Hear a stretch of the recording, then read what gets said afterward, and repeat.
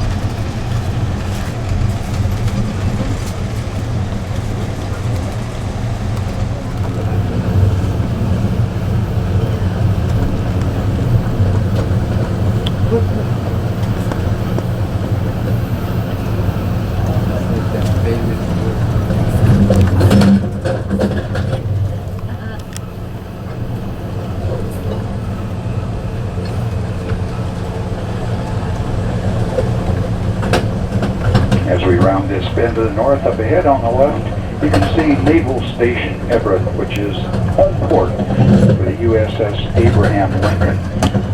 There are also a couple of the training vessels over on the left-hand side. The Lincoln is 1,092 feet long. Its flight deck encompasses 4.5 acres. It has 2 anchors on board, each weighing 30 tons each. Its cruising speed is 30 miles per hour, 30 knots per hour, excuse me, and it can launch 4 aircraft per minute. When Air Carrier Wing 2 is on board, the entire ship's complement numbers 5,000. And ladies and gentlemen, we're pleased to announce our next station stop will be Everett. So for those 5 of you who are getting off the train, this is an opportunity now to start gathering up your belongings and prepare to detrain. This will be a brief stop, so please, if you are not leaving us for good at Everett, please remain on the train. Do not come downstairs. We have got quite a few people loading here. Once again, Everett. No, we were just admin. Oh, okay.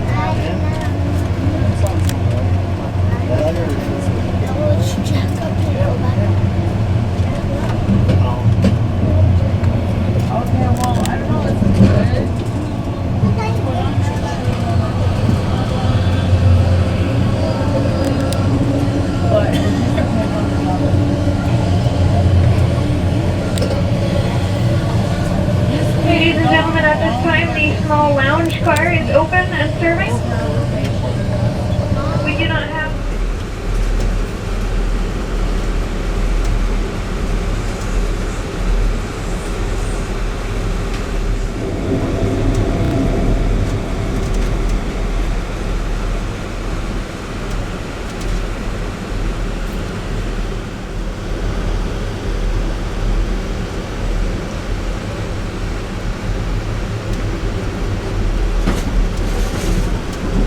Now if you look ahead and a little bit to the left-hand side of the train, you'll see 265-foot high Wallace Falls coming out of the side of the mountain. Look low down.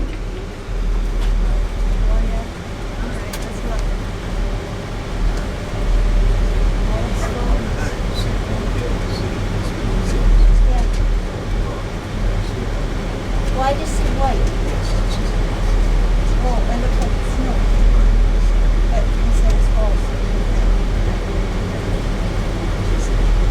Index in the 1890s, the Sunset Copper Mine operated until the 1920s. At one time, Index had 5 small hotels to accommodate business people associated with the mining and the quarry, and tourists who came to fish, hike, and visit the mountain hot springs. Today, it's a quaint mountain village of about 150 residents.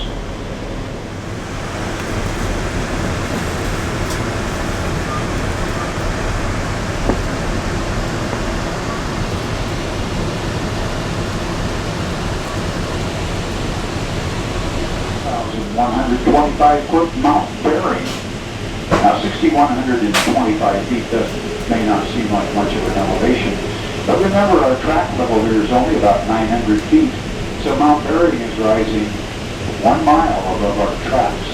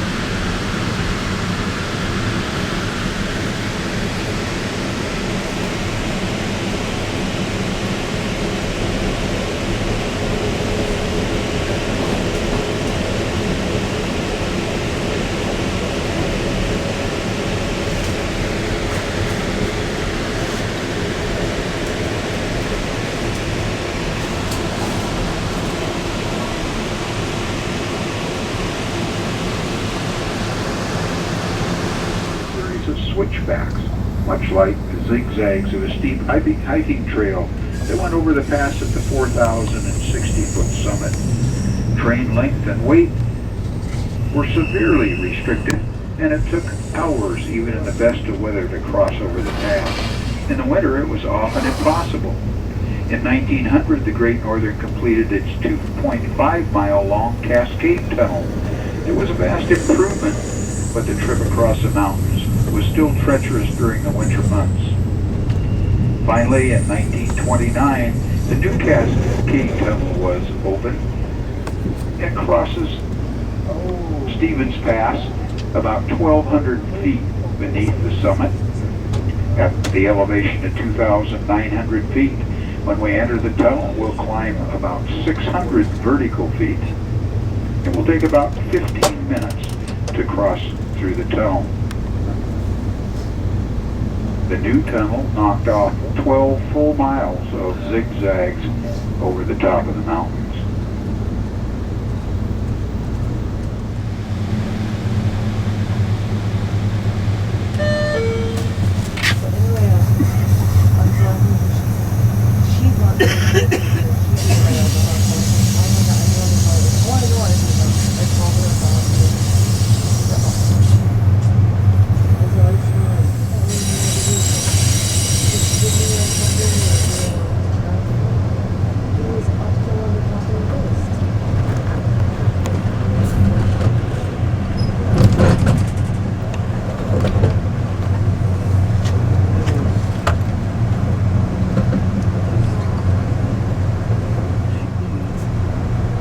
As we approach the tunnel portal, it's interesting to note that in the late 1920s, there were large communities located here supporting the construction of the tunnel.